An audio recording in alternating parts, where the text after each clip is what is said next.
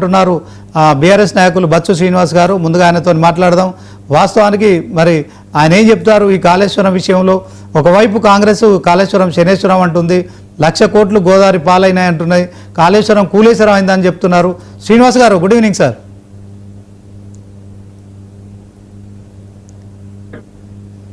Good evening sir. చూడండి sir, Kaleshwaram 1,00,000 కోట్లతో నిర్మించారు, అది కూలేశ్వరం అయిందని కాంగ్రెస్ ఆరోపిస్తోంది.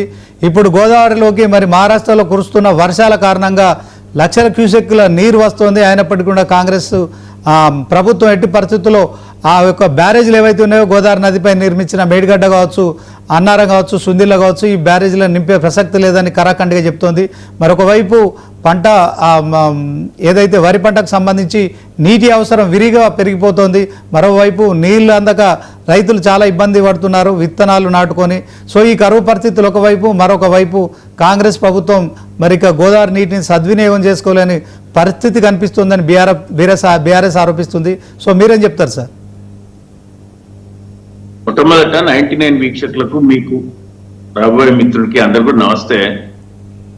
కాంగ్రెస్ ప్రభుత్వ ప్రధాన ఉద్దేశం ఏంటంటే, ఇన్ని రోజులు వాళ్ళు ఏమన్నారు, 1,00,000 కోట్ల అవినీతి జరిగిందన్నారు.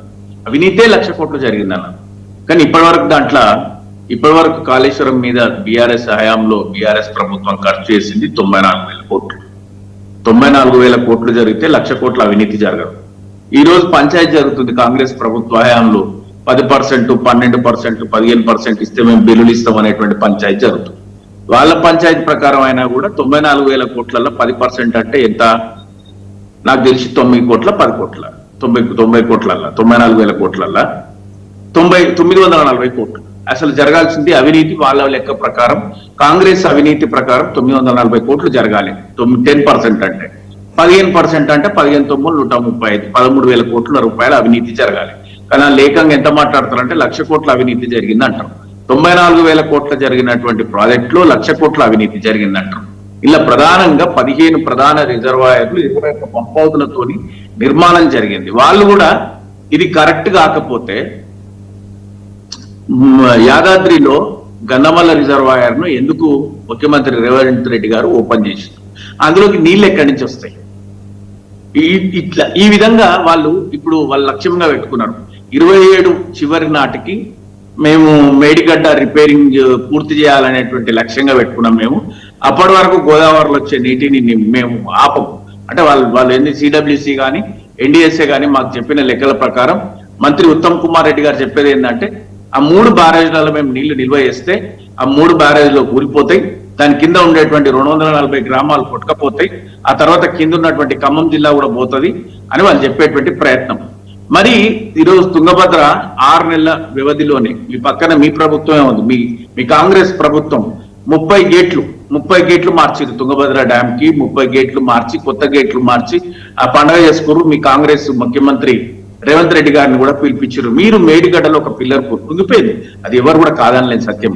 జరిగినటువంటి దాన్ని సరి చేసుకొని నీకు 240 టీఎంసీలను ఎత్తిపోగలిగే విధంగా 140 టీఎంసీల సామర్థ్యం నిల్వ చేసుకునే విధంగా ఉన్నటువంటి మీ ఈ రిజర్వాయర్ 45 లక్షల ఆయకట్టు స్థిరీకరణ కోసం ఏర్పాటు చేసినటువంటి కాళేశ్వరము హైదరాబాదు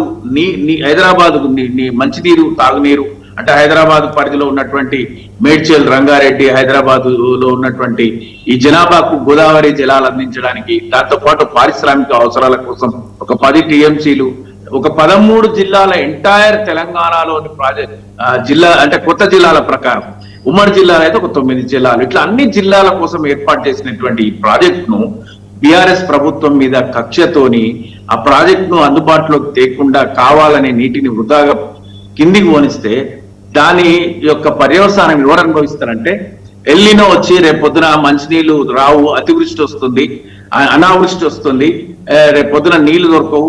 అట్లాంటి పరిస్థితుల్లో నిల్వ చేసుకొని ముందస్తుగా చెరువులు నింపుకోవాలి, మన దగ్గర ఉన్న రిజర్వాయర్లు నింపుకోవాల్సినటువంటి అవసరం ఉన్నటువంటి పరిస్థితి